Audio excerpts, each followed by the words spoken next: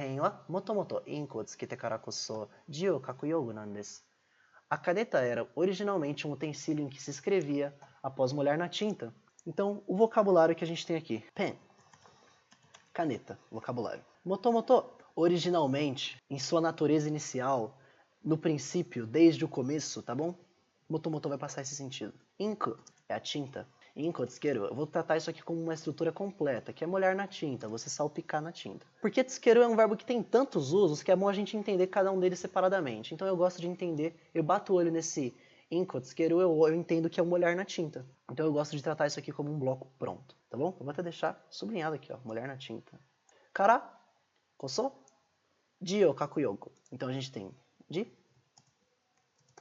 letra, kaku, escrever, yogu, utensílio, ferramenta,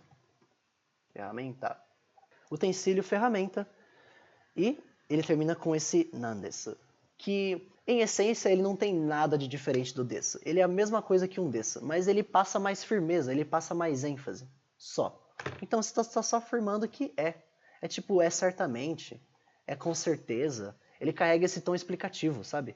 Então ele não tem nenhuma diferença do desu. E você pode tratar ele como uma afirmação normal, igual ao desu. Só que com mais ênfase, mais sentimento.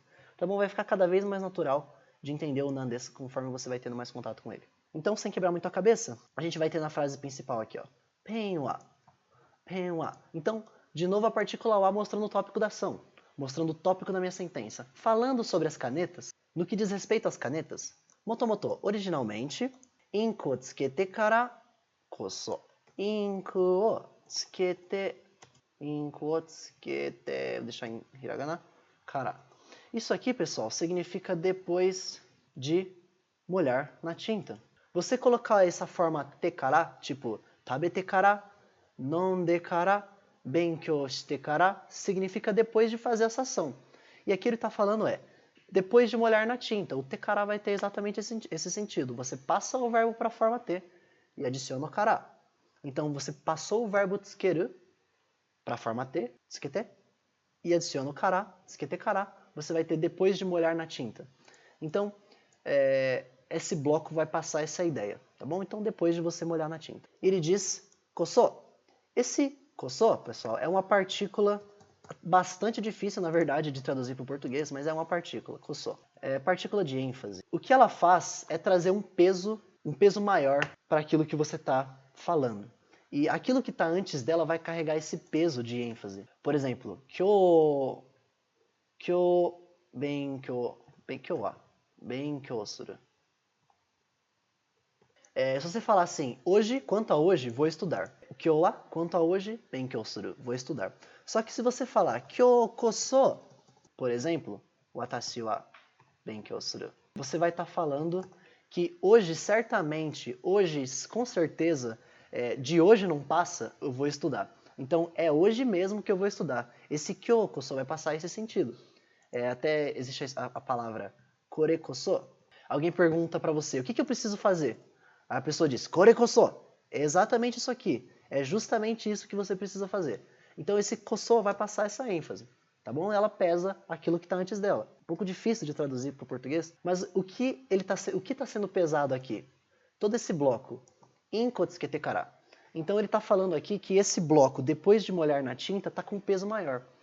Então ele está falando assim, somente depois de molhar na tinta, justamente após molhar na tinta, ele vai falar o final. Ji o kaku significa escrever a letra. Então, escrever de maneira mais geral. Ele está falando que depois de você molhar a sua caneta, aí sim você ia escrever a sua letra, mas é só porque você ia escrever. Então ele está falando que você só ia escrever depois de molhar na tinta. Se você não molhasse na tinta, você não ia escrever. Então esse koso vai passar esse sentido. Justamente após você molhar na tinta que você ia escrever, tá bom? Então a forma como você vai traduzir isso, de novo, depende da preferência do tradutor. O importante é entender o sentido que está sendo passado aqui. Então, a gente tem ji o kaku, que significa escrever a letra, escrever de maneira geral. E aí, yogu. Lembra que eu falei para vocês das frases adjetivas? Yogu, pessoal, significa utensílio, ferramenta. De novo, eu já escrevi isso lá em cima, vou até colocar de novo. Ferramenta. Mas o que está acontecendo é que tudo isso aqui está sendo classificado como a característica da ferramenta.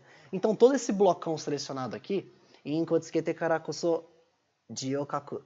Então, escrever somente depois de molhar na caneta. Todo esse bloco está caracterizando a ferramenta.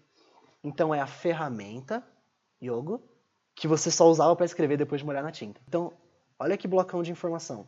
Eu vou escrever de novo aqui para poder ficar com bastante ênfase. Então, inku o tsukete kara koso ji o kaku.